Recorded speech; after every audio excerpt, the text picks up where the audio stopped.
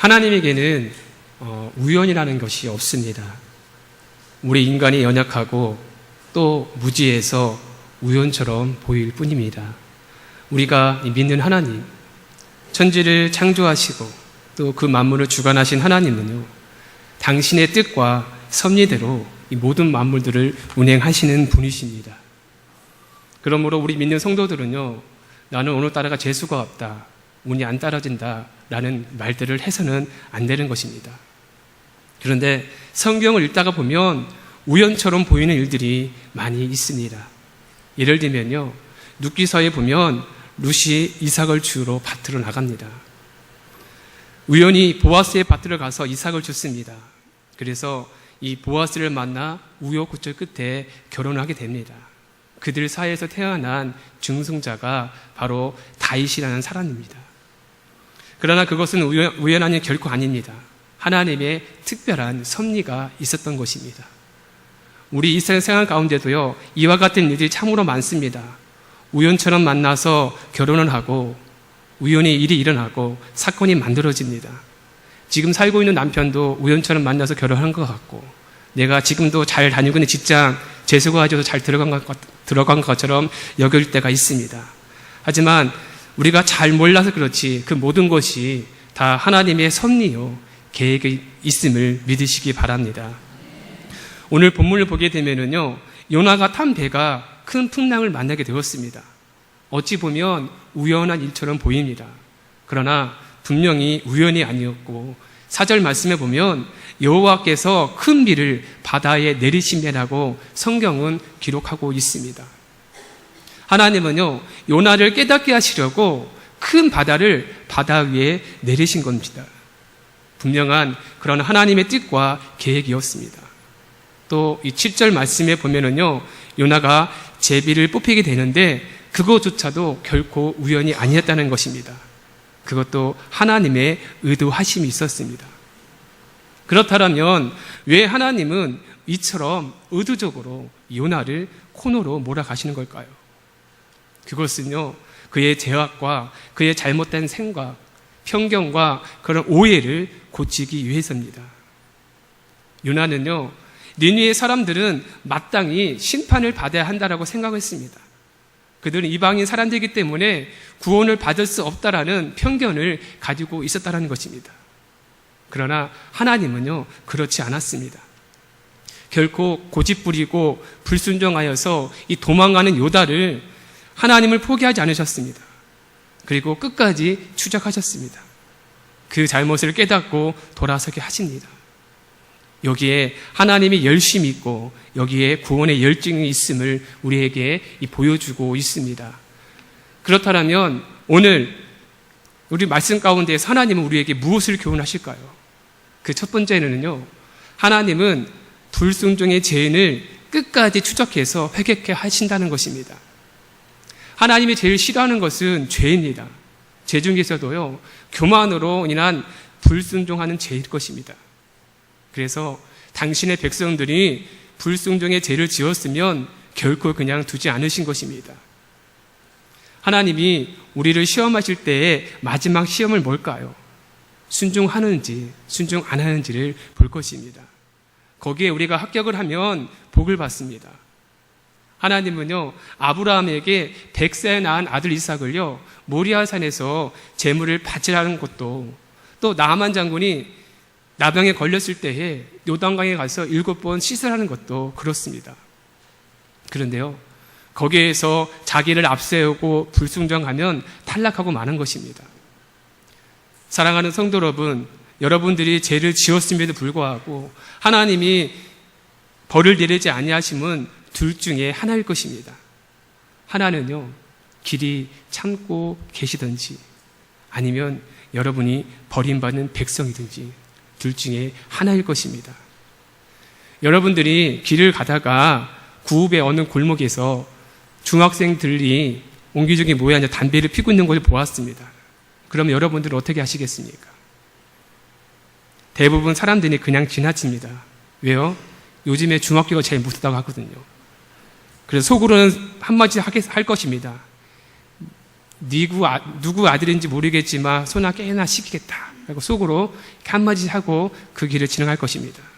그러나 그 자리에 만약에 여러분들의 자녀들이 있다라면 그때도 여러분들은 그냥 지나치시겠습니까? 그렇지 않을 것입니다. 당장 붙들어다가 요절을 낼 것입니다. 왜 그렇죠? 내 자식이기 때문에 그렇습니다. 하나님도 그렇습니다. 하나님의 백성이 아닌 사람들이 우상 숭배하고 각종 죄를 지으면 그냥 내버려 둡니다. 그러나 당신의 백성이 그렇게 하면 그냥 내버려 두지 않습니다. 당장에 매를 드신 것입니다. 그래서 잠언서 3장 12절 말씀에 보면 대저 여호와께서 그 사랑하시는 자를 징계하시기를 마치 아비가 그 기뻐하는 아들을 징계한 같이 하신다라고 말씀하고 있습니다. 그것이 사랑입니다. 하나님을 모르는 이방인들, 하나님의 자녀가 아닌 백성들은요, 죄를 지어도 그냥 내버려 둡니다. 그러나 택함 받은 하나님의 자녀들은요, 그냥 둘 수가 없는 것입니다. 그래서 주님이 하시는 일이 뭡니까? 당신의 자녀들이 죄를 지으면 끝까지 죄인을 추적하고 그 죄를 깨닫게 하고 돌이키게 하시는 것입니다. 우리 생각에는요, 그냥 포기하고 내어버리고 말 텐데요, 하나님은요, 결코 포기하지 않습니다. 끝까지 추적하십니다. 그리고 크고 작은 그런 사건들을 통하여서 돌아오게 하신다는 것입니다. 오늘 본문 말씀 속에 배에 풍랑이 닥치자 많은 그런 사람들이 여러 가지 방법을 동원해서 그 배가 침몰하지 않기를 노력하는 것을 볼 수가 있습니다. 자기들의 신에게 부르짖기도 하고요. 또 배를 가볍게 하려고 소중히 여겼던 물건들을 바다에 던지기도 합니다. 어떻게 해서든지 위기를 벗어나려고 했지만 소용이 없었습니다. 결국엔 어떤 한 사람이 제안을 하기를요, 이 재앙이 누구 때문에 오는지를 한번 알아보자 하고서 제비를 뽑자는 것입니다. 그때 뽑힌 사람이 요나라는 사람입니다. 결코 이것은 우연이 아니었습니다. 하나님의 의도입니다. 하나님이 요나의 죄를 드러내기 위해서 만든 의도적인 사건이었다는 것입니다. 이쯤 되면 요나는 깨닫고 돌아서야 합니다. 그리고 자기가 도망치는 것 때문에 풍랑을 겪고 있고 또 수많은 사람들이 고생하고 있는 것들을 깨닫고 회개하는 것입니다. 그런데 요나는요, 아주 뻔뻔합니다. 제비를 뽑아 자기가 원인 제공인 게 드러나는데도 자기 죄는 숨깁니다. 8절 말씀에 보면 무리가 그에게 이르되 청하건대 이 재앙이 누구 때문에 우리에게 임하였는가 말하라. 내 성함이 무엇이냐? 네가 어디서 왔으며 네 나라가 어디며 어느 민족에 속하였느냐? 그러자 요나가 9절에 얘기하죠. 나는 히브리 사람이요 바다와 육지를 지으신 하늘의 하나님 여호와를 경외하는 자라고 이야기하고 있습니다. 자기는 히브리 사람이라고 또 하나님을 경외하는 사람이라고 당당하게 말을 합니다. 그런데 10절에 와서 말하기를요, 자기가 여호와의 얼굴을 피하는 줄을 그들에게 말하고 있습니다. 하나님을 피하는 것은 말하고 있는데 왜 도망치고 있는지에 대해서는 말을 하지 않고 있습니다. 그리고 죄를 회개하지도 않습니다. 그러니 더욱 큰 태풍이 몰아닥치는 것입니다. 그러자 요나의 마지막의 선택은 무엇이었습니까? 나를 들어 바다에 던지라는 것입니다. 이것이 회개는 아닙니다. 진정한 회개는 자기의 죄를 드러내는 것입니다. 그리고 바다에 빠져 죽는 것이 아니라 두 손 들고 하나님, 제가 잘못했습니다. 이제라도 니느웨로 가겠습니다라고 결정하면서 돌이키는 것입니다. 결국 요나는요, 물고기 뱃속에 들어가서야 회개하는 것을 바라봅니다. 사랑하는 성도 여러분, 죄를 짓고도 나는 괜찮을 거야 하고 고집부리고 그 길을 계속 걸어가다간 머지않아 요나처럼 우리는 큰 바람을 만나게 될 것입니다. 그래도 우리가 회개치 아니하면 오도 가도 못하는 그런 물고기 뱃속에 들어가게 될 것입니다. 하나님은요, 당신의 자녀들이 죄를 짓는 것을 보고 그냥 지나치시는 분이 아니십니다. 그러니 속히 자수하여서 우리는 강명을 찾아야 하는 것입니다. 여기서 자수하여 강명 찾자는 건 무엇입니까? 회개하자는 것입니다. 요나의 회개는요, 방향을 돌리는 것입니다. 다시스로 가던 길을 돌려서 니느웨로 가겠다 하라면 풍랑은 곧 잔잔해졌을 것입니다. 사랑하는 성도 여러분, 여러분들도 다시스에 가봐야 알아줄 사람 한 사람도 없을 것입니다. 그곳에 가면 돈 꽤나 벌고 떵떵거리며 살 것 같지만 그렇지 않다는 것입니다. 요나처럼 제비 뽑혀서 죄가 드러나고 또 많은 사람들에게 망신당하기 전에 우리는 두 손 들고 우리 가던 길을 멈추고 하나님 원하시는 그런 길을 들어서야 한다는 것입니다. 주님의 추적을 피할 곳은 이 땅 어디에도 없습니다. 주님은 우리를 어디라도 쫓아 붙잡아 주시고 붙들어 인도해 주실 줄로 믿습니다. 두 번째로 영혼 구원을 포기하는 것은요, 무서운 직무유기라는 것입니다. 사랑하는 성도 여러분, 왜 하나님은요, 오늘 이 시대에 많고 많은 사람들 중에 우리를 먼저 구원해 주셨을까요? 왜 이 시대에 실력 있고 능력 있는 사람들이 많이 있을 텐데 왜 하필이면 우리를 먼저 구원하셨을까요? 우리에게 영혼 구원을 맡기기 위해서입니다. 갈릴리 바닷가에서 베드로와 안드레 또 야고보와 요한을 뽑으신 이유도 그렇습니다. 주님은요, 그들을 통해 그 땅에 복음이 전파되기를 원하셨습니다. 그래서 그때 그들을 쓰셨던 것입니다. 오늘 이 시대에 저와 여러분들을 먼저 부르신 것도 이유가 있어서인 것이죠. 그 섭리와 계획을 발견하고 거기에 발맞추어 살아가는 저와 여러분들이 다 되어지기를 간절히 소망합니다. 요나가 도망을 치는 이유는요, 하나님의 명령이 자기의 생각과 맞지 않았다는 것입니다. 자기는요, 니느웨의 사람들이 죽어 마땅한 사람이라고 생각을 했습니다. 그런데 하나님은 그들 영혼도 불쌍히 여기시고 그들을 구원하시기로 작정하신 것입니다. 그런데요, 하나님의 종인 요나는요, 자기 생각을 앞세워서 그 영혼, 구원 사역을 포기한 것입니다. 그리고 도망치고 있는 것입니다. 이것은요, 엄청난 직무유기입니다. 직무유기가 뭡니까? 자기의 일을 포기하거나 그 일을 수행하지 않는 일입니다. 그런 사람은 벌을 받습니다. 세상 공무원도 직무를 유기하면 엄벌에 처하게 됩니다. 하나님의 종인 저와 여러분들이 직무유기를 하면 하나님은 그냥 두지 않는다는 사실입니다. 예시계서 33장 말씀에 보면 파수꾼에 관한 이야기가 나옵니다. 파수꾼의 역할이 무엇입니까? 높은 망대에 올라가서 적들이 쳐들어오는지 안 쳐들어오는지 망을 보는 사람입니다. 만약에 적이 쳐들어오면 나팔을 불어서 백성들에게 경고해주고 알려주는 것이죠. 적군들이 쳐들어왔을 때에 파수꾼이 나팔을 불어서 백성들이 정신을 차렸다라면 생명을 유지했다라면 그 책임은 파수꾼에 있지 않습니다.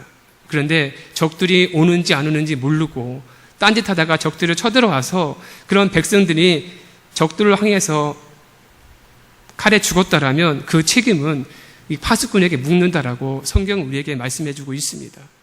여기에 나온 파수꾼은 오늘날 저와 여러분들이 이야기하고 있습니다. 사랑하는 그런 남편이나 그런 가족들, 이웃에게 예수 믿으라고 나팔을 부르는데도 안 믿으면 그 사람의 책임이겠죠.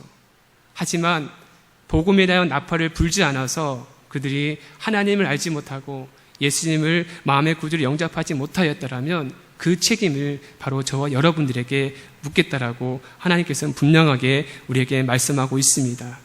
그렇기 때문에 우리는 듣든지 아니 듣든지 항상 말씀을 전하는 자가 되어야 한다는 사실입니다.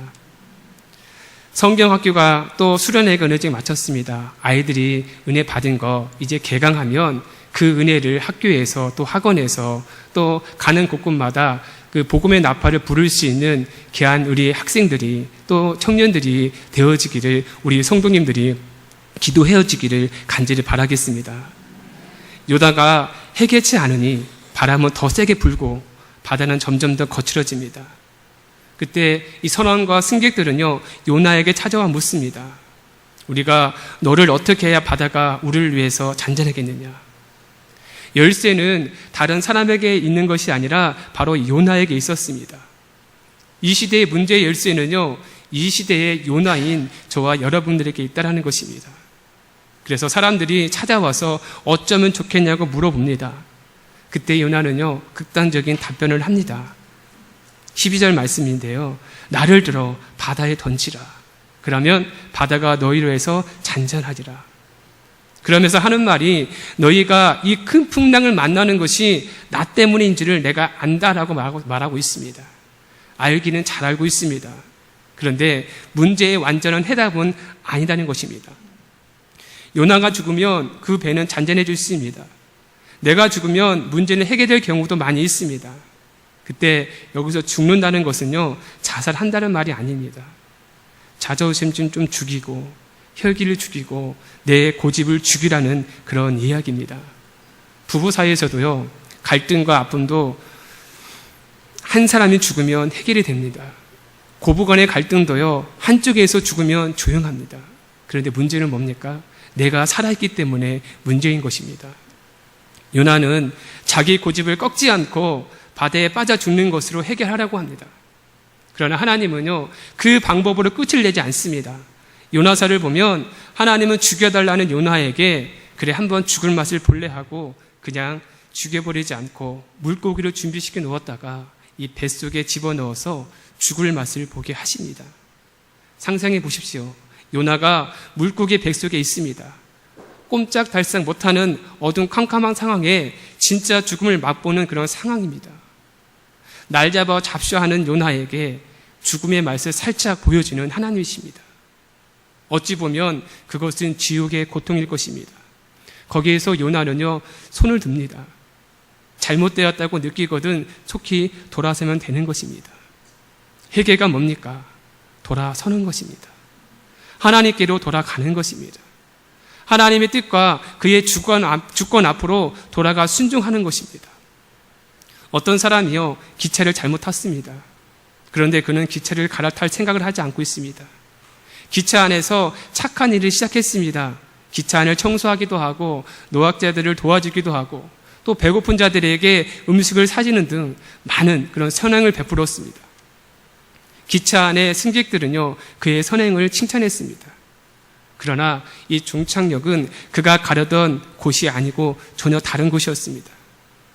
그가 목적지에 도착하기 위해서는요, 기차 안에서 선행을 베푼 것이 아니라 기차를 갈아타야 하는 것입니다.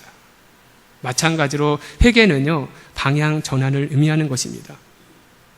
잘못되었다고 느꼈으면 속히 돌이켜서 제 기차에서 나와서 갈아타야 하는 것입니다. 갈아타지 않으면 그 길은 멸망의 길로 갈 수밖에 없습니다. 사랑하는 성도 여러분, 자살이 문제의 해결이 되지 않습니다. 오히려 돌이킬 수 없는 길로 가는 것입니다. 그냥 잘못되었음을 알고 손들고 너희네로 가겠습니다라고 외치면 되는 것입니다. 여러분 앞길에 풍랑이 계속되고 있습니까? 그 이유가 혹시 여러분들이 도망 중이기에 멈추지 않는 것이 아니겠습니까?